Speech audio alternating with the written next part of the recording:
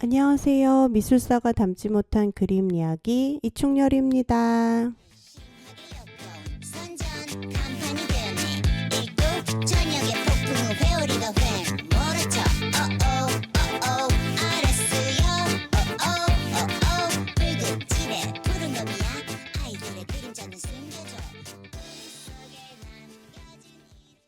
안녕하세요. 미술사가 담지 못한 그림 이야기 74번째 시간이 되었습니다.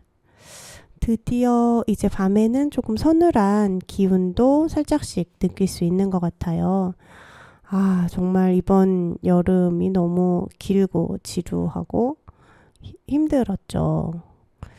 어쨌든 이 지루한 여름들 견뎌내시느라고 고생하셨고, 물론 여전히 아직 30도가 넘는 날씨지만 그래도 조금은 숨을 쉴 수 있는 것 같으니까요. 기운을 내보실 수 있으면 좋겠습니다. 오늘 함께할 뮤지션은 안예은 님이세요.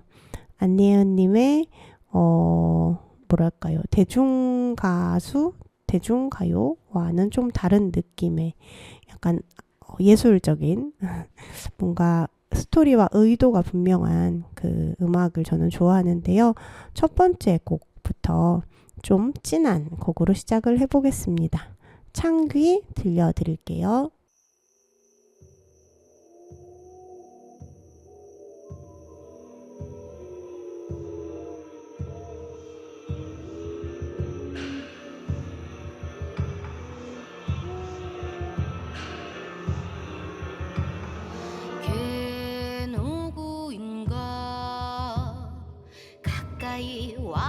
와보시게 옳지 조금만 더 그래 얼씨구 좋다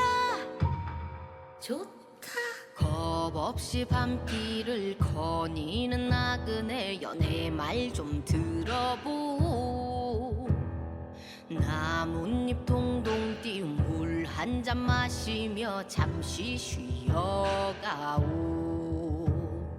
나무와 미탑을 신령님이 보아사 나무와 미탑을 신령님이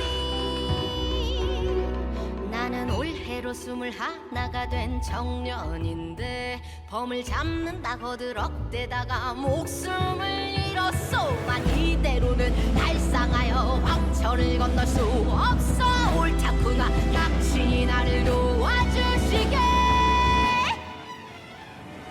얼씨구 좋다 어덜씨구 좋다 그대 나와 함께 어깨춤을 덩실 더덩실 정신을 잃고 쓰러질 때까지 이 밤 산신의 이빨 아래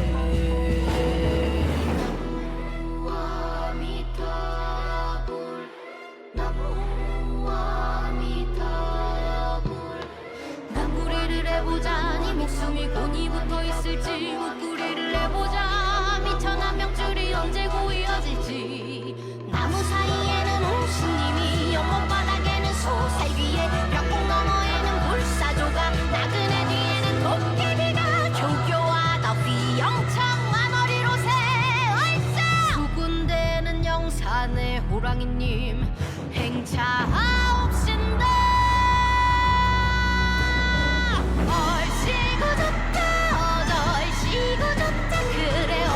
한번 어깨춤을 덩실 떠덩실 하찮은 내놈 세주를 보자꾸나 이곳이 너의 무덤이로다 얼씨구 좋다 어절씨구 좋다 우린 모두 함께 어깨춤을 덩실 떠덩실 눈을 뜨면 사라질 복도야 이 밤 산궁 내 길 위에서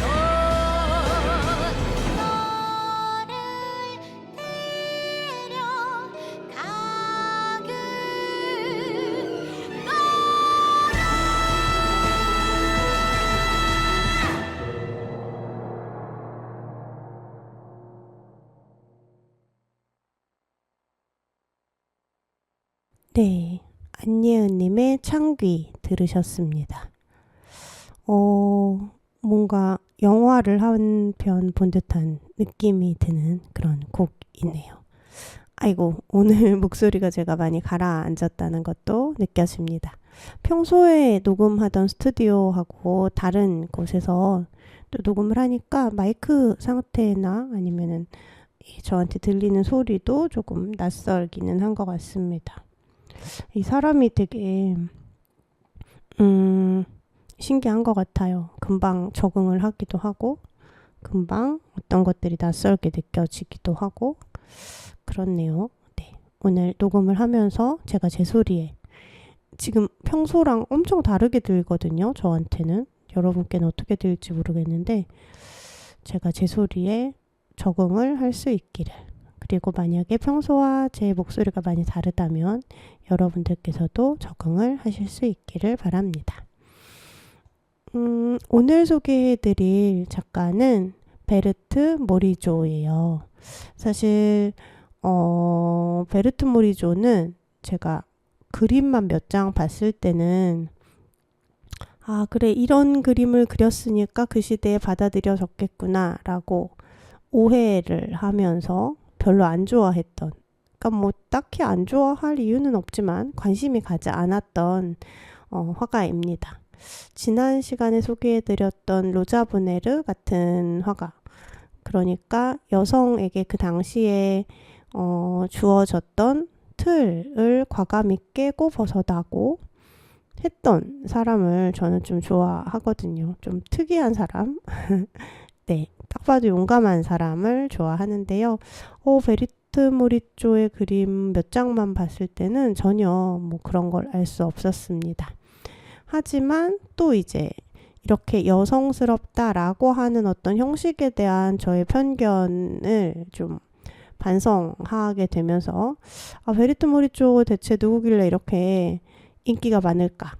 사실 뭐 인기라고 할 게 대중적이진 않지만 여성 화가들을 잘 아시는 분들은 또 베르트 모리조의 그림을 좋아하시더라고요. 그리고 왜 위대한 여성 예술가는 없었는가에서 린다 노클린이 또 언급하고 있기 때문에 한번 오늘 몇 점의 그림과 또 베르트 모리조의 삶을 살짝이라도 엿보는 시간을 가지려고 합니다. 먼저 베르트 모리조는 1841년에 태어났습니다. 프랑스에서 태어났고요. 파리에서 활동한 인상주의 화가, 그 화가 그룹의 일원이었다고 합니다. 파리 살롱전에 6번이나 연속으로 당선될 만큼 실력을 인정받았고, 그리고 인상주의 전시에도 계속 참여하면서 중요한 역할을 했었다고 합니다. 좀 특이하게 언급되는 베르트 모리조의 혈통은 그쵸. 뭐 지금도 금수저, 은수저가 있듯이 저 당시에는 19세기니까 정말 어떤 집안에서 태어나는가가 너무너무 중요했는데, 이 로코코 시대의 유명한 화가였던 장오노레 프라고나르라고 하는 화가, 유명한 화가라고 합니다. 의 증손녀가 베르트 모리조의 엄마였어요. 그러니까 증다음 고인가요? 이런 것 좀 약한데 어쨌든 그 혈통이고, 아버지도 뭐 행정관이고 부유한 집이어서 집안이 유명한 화가의 집안이면서 뭐 경제적으로도 부족함 없는 그런 상황에서 컸습니다. 그래서 교육을 받을 기회가 있었던 거죠. 중요한 건 이 당시에 여성에게 교육의 기회가 가기는 너무 어려웠는데 교육의 기회가 있었고, 또 중요한 작가들을 많이 만나기도 합니다. 우선 아빠가 뭐 프로 화가는 아니었지만 직업 화가는 아니고 직업은 행정관이고 취미로 그림을 그리는 아마추어 화가였어요. 그러니까 어렸을 때부터 자연스럽게 이제 그림을 보면서 자란 거죠. 그리고 베르트 모리조의 언니들도 어렸을 때부터 그림을 같이 배웠다고 합니다. 특히 언니 에드마와 베르트는 이제 미술 교육을 받을 수 있는 기회가 있었는데 뭐 그렇다고 해도 공립 학교가 있었던 시대가 아니고 또 이제 여성은 바깥에 막 다닐 수 있었던 시대가 아니기 때문에 미술 선생님이 집으로 와서 그림을 가르쳐 주는 그런 혜택을 얻었습니다. 베르트는 그림의 소질이 매우 있어서 미술 교사가 그런 말을 했다고 해요. 이 딸의 타고난 재능을 볼 때, 그러니까 부모님한테 한 말이죠. 예쁜 응접실에서나 대접을 받을 수 있는 그런 수준에서 멈추지 않을 거예요. 딸은 화가가 될 겁니다. 그게 무엇을 뜻하는지 알고 계시죠? 남자 화가들 중심의 예술계에서는 완전히 혁명적인 일일 겁니다. 사실은 재앙이 될 수도 있습니다. 라는 말을 조제프 기샤르라고 하는 베르트 모리조의 미술 선생님이자 화가 활동을 했던 분이 얘기를 했다고 해요. 이 10대 중반을 넘겼을 때 이미 그런 말을 들었고 사실 그 말은 이제 그 부모한테 경고 같은 거였어요. 그 당시에 남성들의 세계에 여성이 뛰어든다는 건 험난한 길일 것이다 라고 하는 것이기 때문이죠. 하지만 이미 모리조는 자신의 실력을 알았던 거예요. 그래서 10대 중반부터 화가의 꿈을 진지하게 꾸고 있었다고 합니다. 어릴 때 베르트 모리조는 장 바스티스트 까미유 꼬로라고 하는 화가, 풍경화를 많이 그렸던 이 화가를 좋아했는데요. 당시에는 신고전주의 화풍이 유행이었어서 좀 더 뭔가 사실적이라고 해야 될까요? 차분차분한 느낌의 붓질이 잘 보이지 않는 그런 그림들이 이제 많이 그려졌었는데 이 코로의 그림은 좀 더 인상파의 초기 버전이라고 해야 될까요? 붓질이 좀 자유롭게 느껴지고 그 풍경에서 어떤 감정이 많이 느껴집니다. 그래서 베르트도 그런 화풍에 영향을 받으면서 좀 더 색채도 선명하게 쓰고 붓터치가 숨겨지지 않게 드러나게 붓터치를 통해서 어떤 감정 같은 것들을 표현하게 돼요. 그래서 1864년에 이제 언니와 함께 살롱전에 출품을 했고 전시를 할 수 있게 됐습니다. 그 첫 그림은 우아즈 왕의 기억과 오데르의 옛길이라고 하는 작품인데요. 세로로 긴 화면 속에 있는 한 거의 아래쪽 반은 풀, 이렇게 잔디도 아니죠. 풀숲처럼 되어 있는 곳에 굵은 나무가 있고 나무로 채워진 곳에 이제 앉아서 책을 읽는 것 같은 사람과 그 앞에 작은 강아지 같아 보이는 동물이 있는데 사실 이게 그러니까 정확하게 묘사됐다기보다 그런 약간 눅눅하면서 짙은 녹음이 드리워진 숲에서 자신의 시간을 보내는 뭔가 그런 뭐랄까요? 되게 저로서는 부러운 뭔가 이 빠르게 지나가는 그쵸 이때만 해도 19세기 중반이니까 뭐 산업화 돼 있고 막 기차도 다니고 정신없이 이제 도시화가 막 될 때인데 그런 것과 다르게 깊은 숲에 들어와서 완전히 깊은 숲은 아니에요. 저 멀리에는 큰 건물이 살짝 보입니다. 근데 공원, 숲에 들어와서 이렇게 편하게 누워서 휴식을 취하고 있는 그런 모습처럼 보여요. 네, 되게 안정감을 주기도 하고 눅눅한 느낌을 주기도 합니다. 그런 그림을 그렸는데 이게 이제 아까 말씀드린 것처럼 장 바스티스 까미유 코로라고 하는 화가의 그림과 매우 비슷한 느낌을 조금 줍니다. 초기작은 이렇게 다른 좋아하는 화가의 영향을 많이 받지만 점점 이제 자신만의 화풍을 찾아가는 거죠. 그렇지 않다면 그렇게 여러 번 살롱전에 출품하고 그리고 인상파에서 중요한 역할을 하는 화가가 되지 못했겠죠. 네, 이런 그림과 또 베르트 브리츠의 생애 역사는 안희은님의 노래를 한 곡 더 듣고 와서 이어서 해드릴게요. 이번에 들려드릴 곡은 안예은님의 홍연이라는 곡입니다. 들려드릴게요.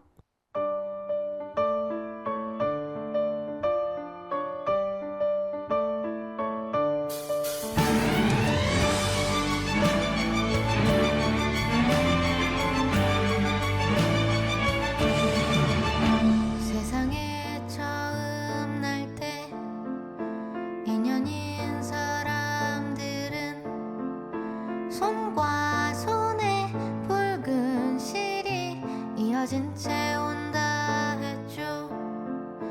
당신이 어디 있든 내가 찾을 수 있게 손과 손에 붉은 실이 이어진 채 왔다 했죠.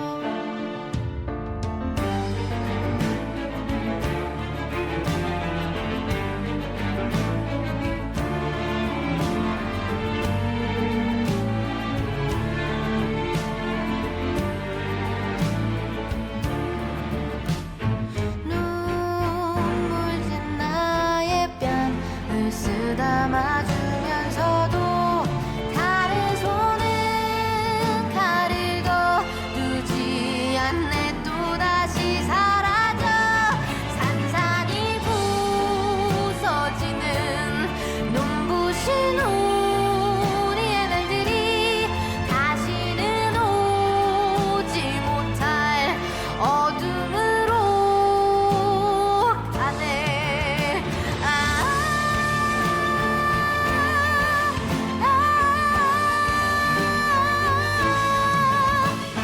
고운 그대 얼굴에 피를 닦아주고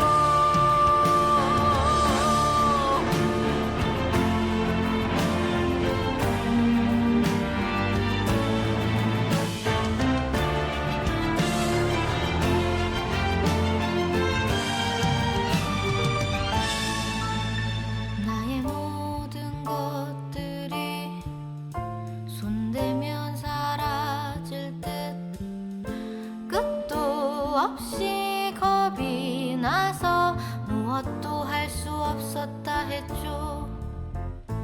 아픈 내 목소리에 입 맞춰주면서도 시선 끝엔 내가 있지를 않네. 또다시 사라져 아득히 멀어지는 찬란한 우리의 날들이 다시는 오지 못할 어둠으로 가네.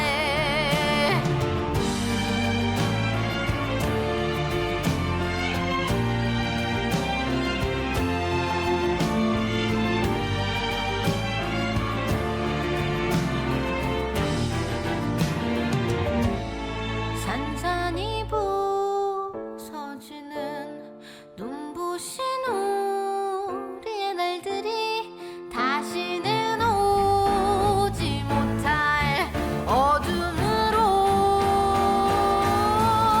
당신은 세상에게 죽고 나는 너를 잃었어. 돌아올 수가 없네. 다시 돌아올 수가 없네.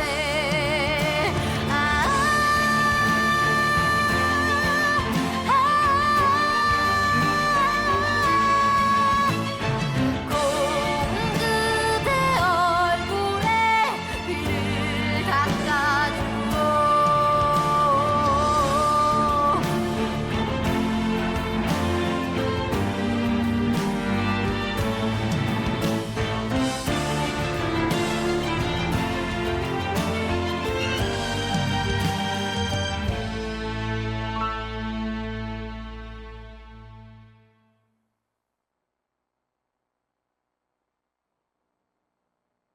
네, 안예은님의 홍연 들으셨습니다.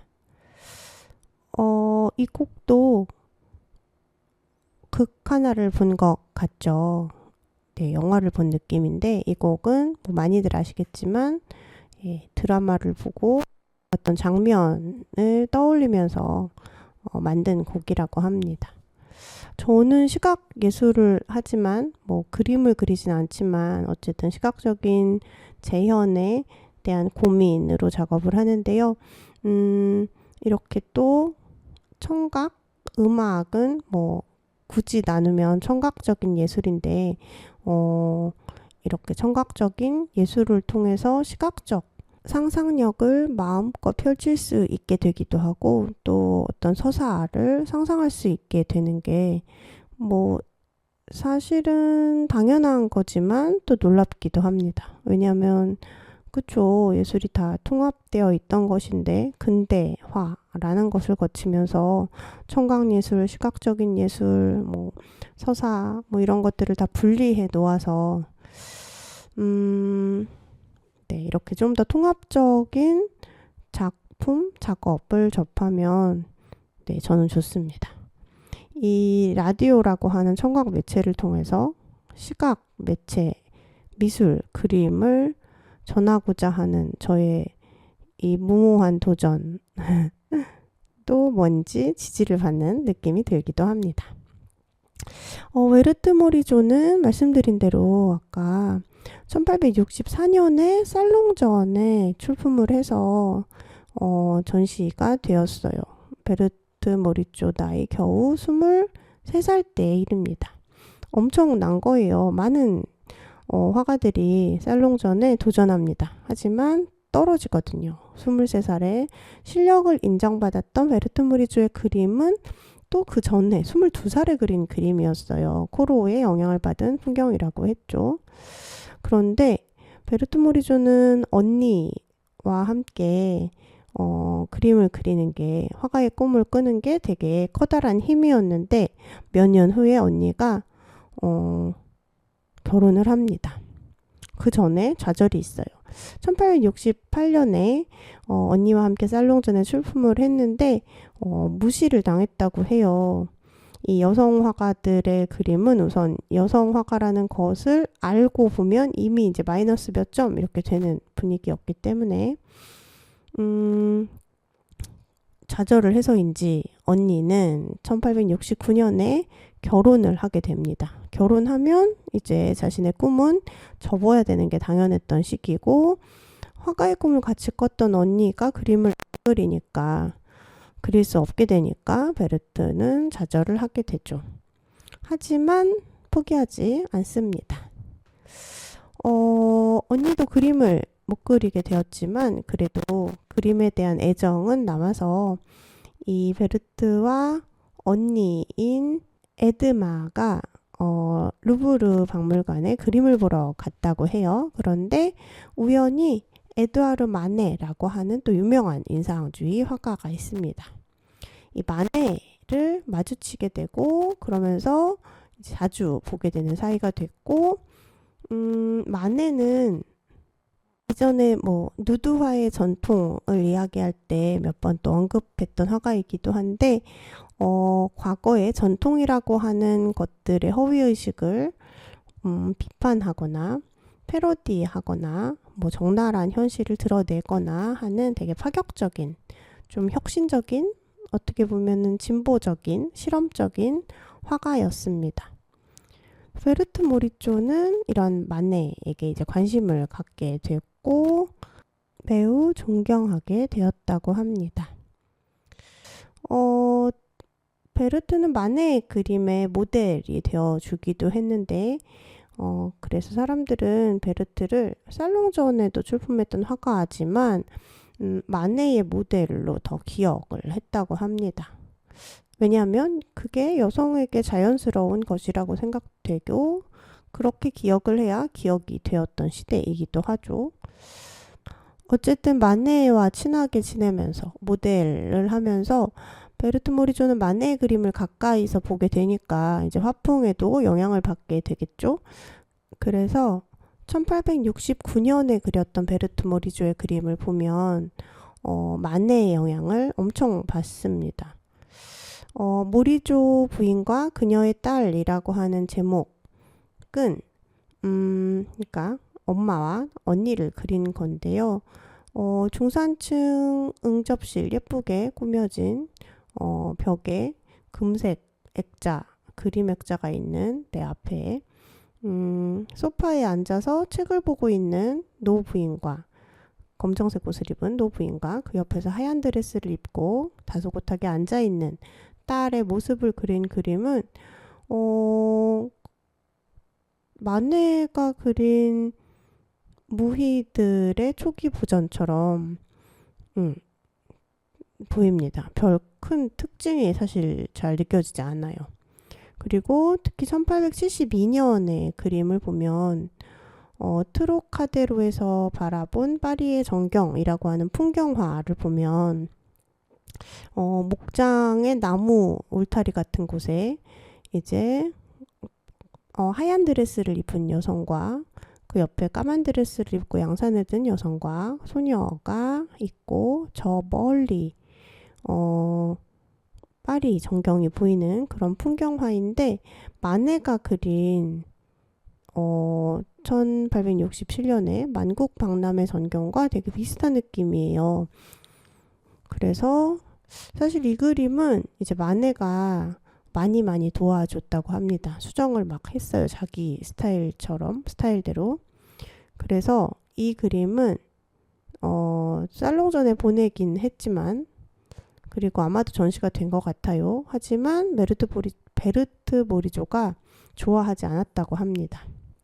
딱 봐도 마네의 이 손길이 느껴지고 게다가 언니가 이거 마네 그림 같아 라고 해서 인 거죠.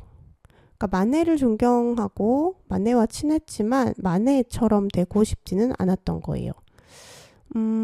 이게 바로 베르토 모리조의 훌륭한 점, 중요한 점, 예술가로서의 면모를 보여주는 점인 것 같습니다. 이제 그러면 베르트 모리조가 어떻게 마네로부터 본격적으로 독립하는지는 안예은님의 노래를 듣고 와서 이어서 이야기해 드릴게요. 이번 곡은 상사화입니다. 들려드릴게요.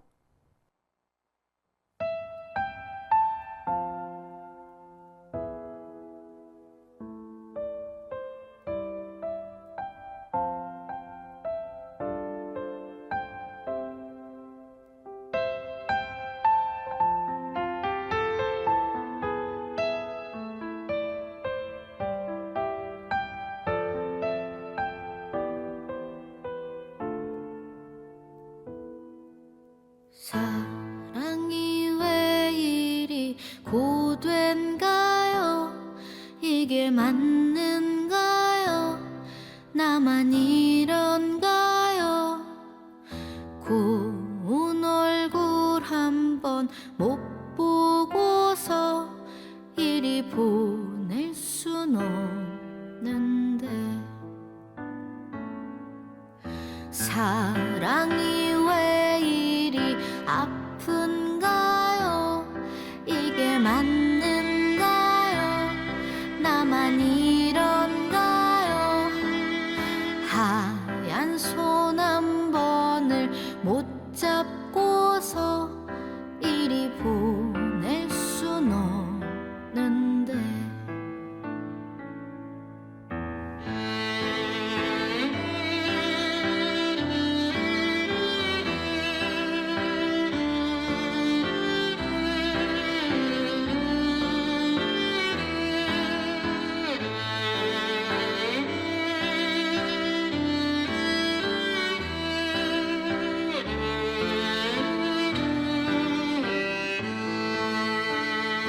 다시 돌아올 수 없는 그 험한 길 위에 어찌하다 오르셨소.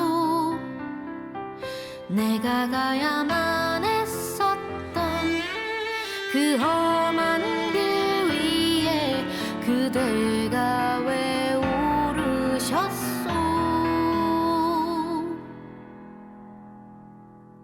기다리던 봄이 오고 있는데 이리 나를 떠나오. 빈긴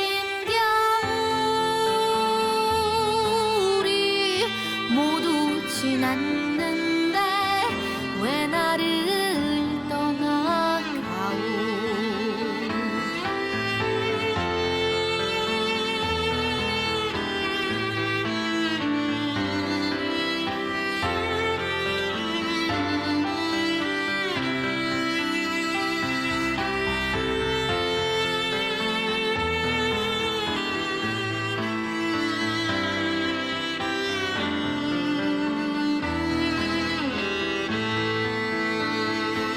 다시 돌아올 수 없는 그 험한 길 위에 어찌하다 오르셨소.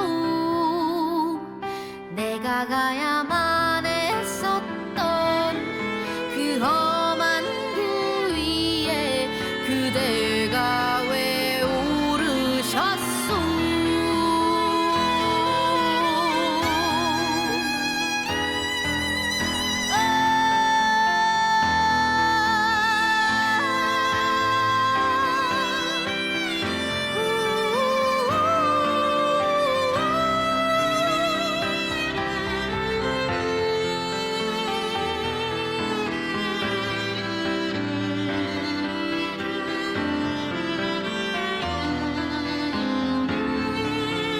기다리던 봄이 오고 있는데 이리 나를 떠나오. 긴긴 겨울이 모두 지났는데 왜 나를 떠나가오.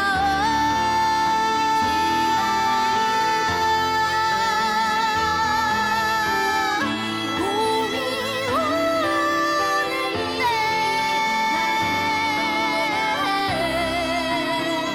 긴긴 겨울이 모두 지났는데 왜 나를 떠나가오.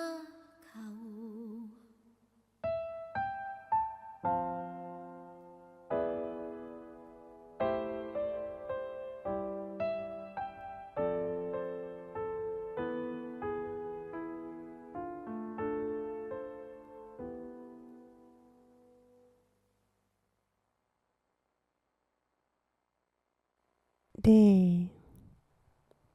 네. 안예은의 홍연 들으셨습니다. 홍연이 아니군요. 네. 안예은의 상사화 들으셨습니다. 아, 네. 함께 마음이 쭉 가라앉았네요. 사실 아까 시작할 때도 말씀드렸는데 스튜디오가 달라서 저에게 매우 낯설다고 했는데 네, 마이크가 계속 문제를 일으켜서 계속 지금 끊어가고 있습니다. 그래서 뭔가 호흡이 계속 끊기고 있어서 여러분께 그게 잘 안전해졌으면 하면서 네, 조마조마한 마음으로 하고 있습니다. 아이 뭐 우리 이렇게 오래됐는데 뭘 그렇게 저는 또 잘 보이고 싶어 하는 걸까요? 누군지 모를 이 방송을 들으시는 당신에게 잘 보이고 싶은가 봅니다. 베르트 모리조의 그림 이야기를 하고 있었는데요. 초반에도 말씀드린 것처럼 베르트 모리조의 그림을 딱히 좋아하거나 관심 갖지 않았던 저는 사실 여태까지 그림을 소개하면서 그 그림이 그려졌던 시대상이 되게 중요하다는 이야기를 많이 하면서도 베르트 모리조의 그림을 볼 때는 그걸 생략하고 여성성 안에 갇힌 그림이다 라고 쉽게 생각해 버렸는지 반성이 많이 되기도 합니다. 이 인상주의 화가들이 그린 그림이 무엇인가를 생각하면 베르트 모리조의 길이 쉽지 않았겠구나 싶거든요. 그걸 이제 생각을 못했던 거죠. 이 당시에는 이제 이전에는 그림을 그리기 위해서 수많은 조수들이 뭐 꽃잎을 빻고 뭐 어디 광물을 채취하고 나뭇잎을 빻고 막 뭐 계란을 섞고 막 어떻게 해서 색깔을 내는 거가 큰 일이었고 그래서 사실 풍경화라고 해도 실제로 물감들을 다 들고 나가서 풍경을 보면서 눈으로 관찰되는 자연과 빛을 표현하기 어려웠던 시기에 였죠. 그러다가 이 19세기에 튜브 물감이 발명되면서 이제 이 물감을 들고 거리에 나가서 급변하는 사회상과 그 다음에 빛에 의해서 시시각각 달라지는 이 놀라운 자연을 오랫동안 관찰하고 바로바로 그릴 수 있게 되면서 인상주의 화풍이라고 하는 것들이 가능했는데요. 그래서 우리가 떠올릴 수 있는 인상주의 화가들의 그림은 풍경화 아니면 활기찬 바깥 풍경들, 뭐 중산층 사람들이 여가를 즐긴다든지, 여가라는 개념도 이 시대에 생길 수 있었으니까요. 왜냐하면 그전에는 농사를 다 짓고 있고 이랬을 때는 뭐 여가랄 게 딱히 없는데 이제 공장이 생기고 출퇴근이라는 게 생기고 또 휴일이라는 게 생기고 뭐 이러면서 또 자본주의가 마구마구 이렇게 커져가면서 여러 가지 다양한 문화 상품들이 생기고 뭐 그러면서 이제 달라진 풍경들을 막 그리잖아요. 그런데 베르트 모리조는 그런 그림을 그리기 어려웠죠. 왜냐하면 여성은 밖으로 아무데나 막 다닐 수 없었기 때문에.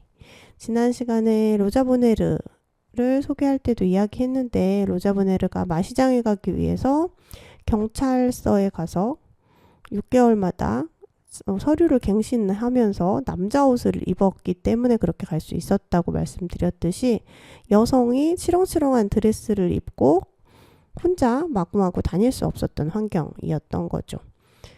그래서 모리조는 마네처럼 술집에서 매번 밤새면서 이 사람들의 다이나믹을 막 관찰하거나, 아니면 드가처럼 발레 공연장의 무희를 보면서 그리거나, 아니면 카페나 광장이나 골목이나 인상주의 화가들이 많이 그렸던 그런 야외의 변화하는 다이나믹을 포착해서 그릴 수 있는 환경이 아니었던 거죠. 그랬을 때 이 바깥의 풍경, 바깥의 인상만 그리는 것이 아니라 내가 머무를 수 있는 곳, 집 안 별 변화가 없을 것으로 기대되는 고요하다고 생각하는, 그건 남성들의 생각이잖아요. 여성들이 집 안에서 삶을 꾸리면서 되게 많은 다양한 섬세한 것들을 포착할 수 있는데, 그것을 그러면 그리자라고 생각을 했겠죠. 그래서 베르트 모리조의 가장 유명한 그림인 요람 같은 경우에는 1873년에 그려진 것인데 언니와 조카를 담고 있습니다. 보통 이제 엄마와 아이를 그린 그림이면 성은 모자상을 떠올리기 쉽잖아요. 그랬을 때 이 엄마는 자유롭고 온 세상을 품을 만한 커다란 품을 가지고 있는 아이를 보면 너무너무 행복하고 충만한 모습이 전통적인 모자상이라면, 모리조가 본 언니의 모습은 요람 안에서 잠들고 있는 아기를 바라보고 있는데, 이 어떤 감정인지 단순하지가 않고 매우 복합적으로 그려져 있습니다. 우선 세로로 긴 화면인데, 화면의 대부분은 이렇게 망사, 베일 같은 걸로 드리워져 있어요. 요람도 이제 위에 기둥에서 이렇게 내려오는 하얀 망사, 샤 같은 걸로 되어 있고, 그 너머로 이제 아이가 새근새근 자고 있는데, 요람의 한 손을 얹고 한 손은 자기의 턱을 괴고 있는 까만 옷을 입은 이 엄마는 잔머리가 이렇게 흐트러져 있고 머리가 반묶음이 되어 있는데 이렇게 말끔하진 않습니다. 사실은 되게 자연스러운 모습이지만 그림에서 항상 세팅됐던 그런 모습하고는 다르죠. 아이를 내려다보고 있는 표정은 마냥 행복하지도 혹은 마냥 힘들지도 않습니다. 무언가 깊은 생각에 잠긴 것 같은 느낌이 들어요.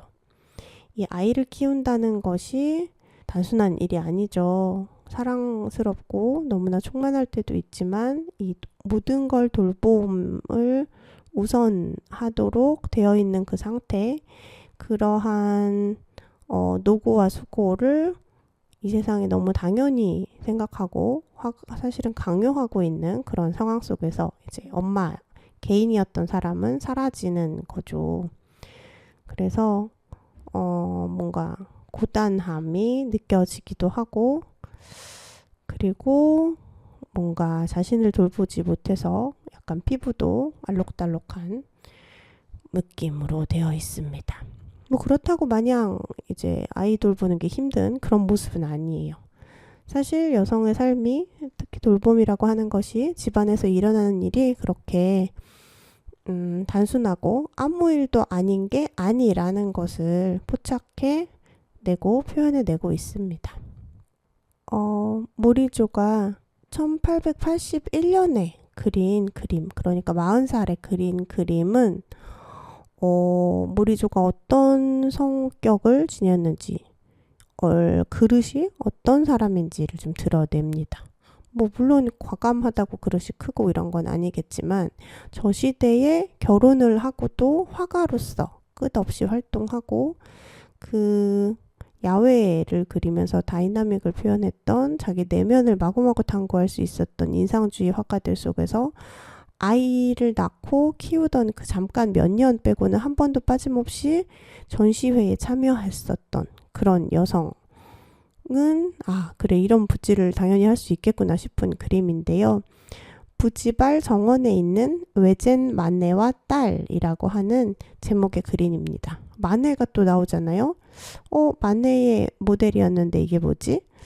그 마네, 화가 마네와 결혼한 게 아니라 마네의 동생하고 결혼을 했다고 해요. 뭐 아무튼 자기의 남편과 딸을 그린 그림인데요.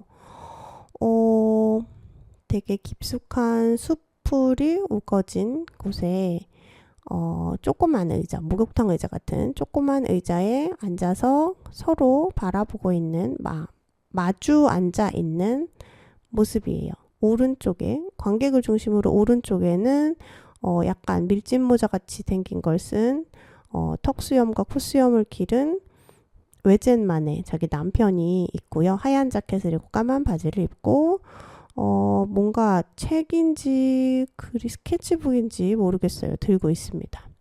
그 바로 앞에는 또 조그만 의자에 하얀 옷을 입고 앉아있는 금발보다는 약간의 갈색빛이 나는 머리를 묶은 딸이 있고요.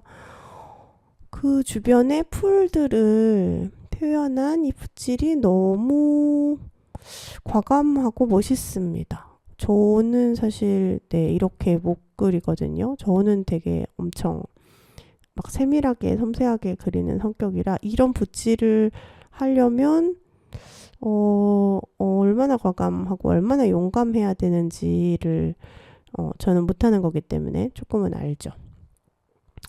되게 멋있습니다. 그러니까 여성 화가에게 기대했던 섬세한, 아기자기한 뭐 이런 게 1도 없어요. 그냥 약간 모델이 남성 화가들이 그렸던 것과 그 분위기와 뭐 모델의 구성이나 뭐 이런 것들이 좀 다르지만, 그렇다고 이 당시에 여성의 그림은 이렇다라고 하는 통념을 마구마구 깨는, 정말 인상을 잘 드러내고 있는 고요한 풍경 안에서 다이나믹이 느껴지는 그런 그림입니다.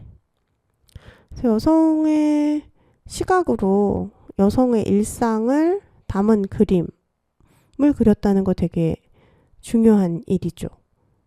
저처럼 단순하게 생각하는 사람에게는 뭐 여자가 집에서 애기 돌보는 여자 그리고 뭐 이런 그림 재미없어 라고 생각했던 거를 마구 반성하며 보게 됩니다. 그러면 안예은님의 노래를 한 곡 더 듣고 와서 마무리를 해보도록 할게요. 지박이라고 하는 곡 들려드리겠습니다.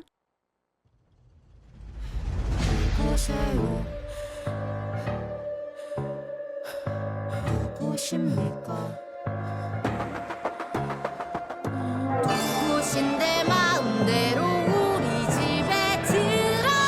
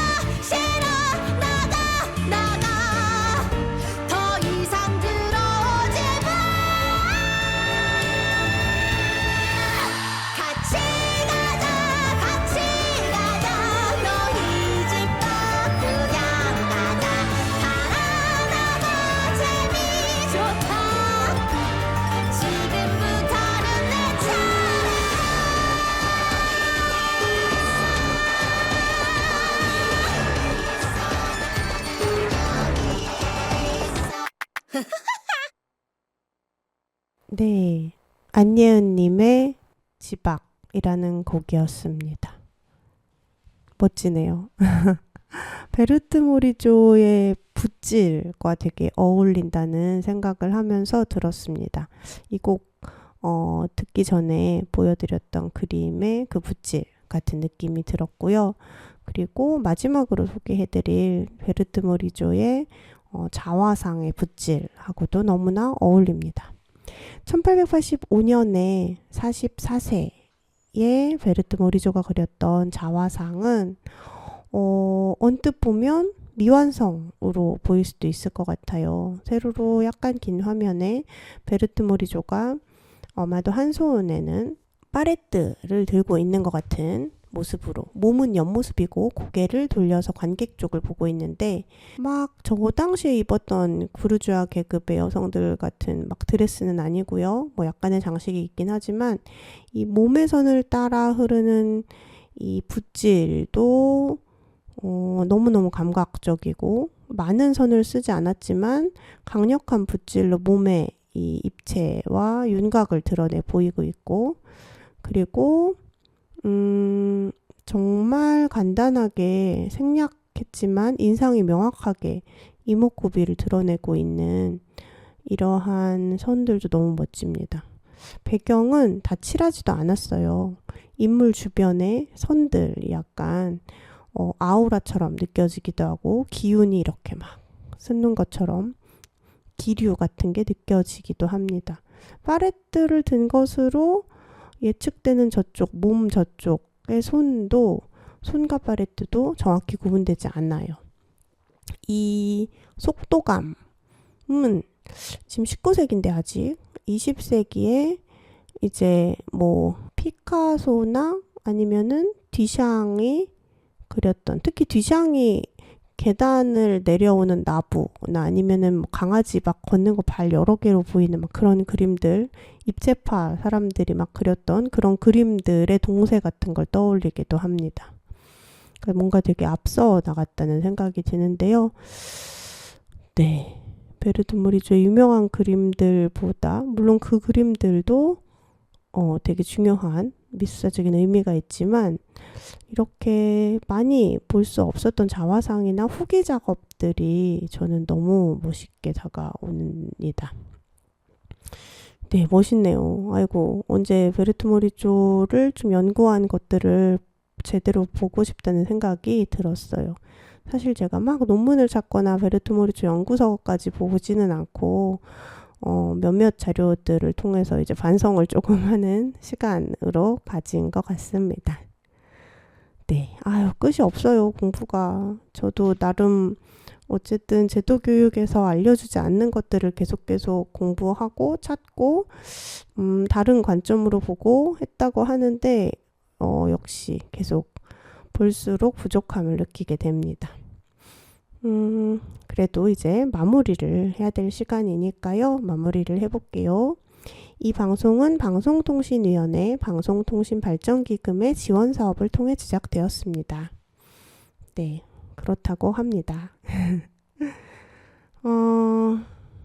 이 9월이니까요. 이제 가을을 맞이할 마음의 준비. 가을은 뭐 결실을 맺고 수확을 하는 계절이라고 많이 생각을 하잖아요. 우리가 농사를 짓진 않아도 이제 뭔가 사계절의 흐름, 순환으로 생을 생각한다면, 이렇게 근대적인 시간 개념처럼 단선적으로 쭉 간다고 보기보다 우리의 삶을 순환으로 생각한다면, 가을에는 봄과 여름 동안 내가 무언가를 하고 보고 느끼고 했던 것들을 정리하거나 뭐 그것들을 통해 한 단계 더 나가거나 뭐 그럴 수 있을 것 같은 기대가 되는 때기도 합니다.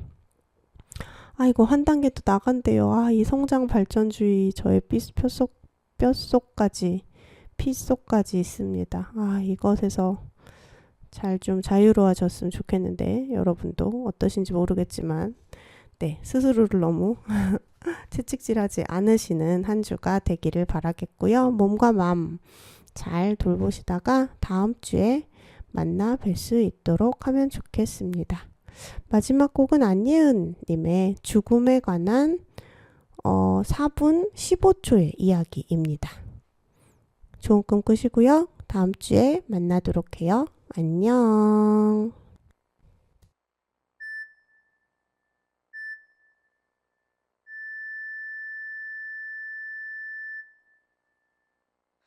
어둠일까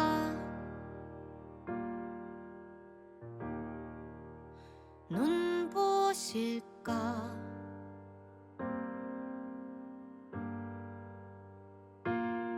조용히 나를 지켜보는 커다란 강 너머 폐허일까 내일일지 수년 뒤일지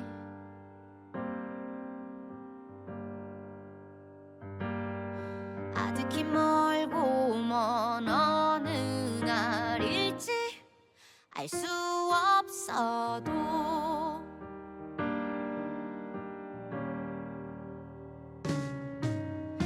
뱃사공을 만나 어떤 이야기든 나누어도 좋겠지 사랑하는 내님 닮은 누군가가 마중 나와도 좋을 거야 털복숭이 꼬리 오랜만에 만나 웃을 수도 있겠지 어쩌면 그래 어쩌면 홀로인 채여도 반드시 가야 하는 그곳 운명의 길 돌아오는 이가 없어 비밀만 가득한 곳 조금씩 가까워지는 미지의 안개 끝일까 시작일까 또 다른 무엇일까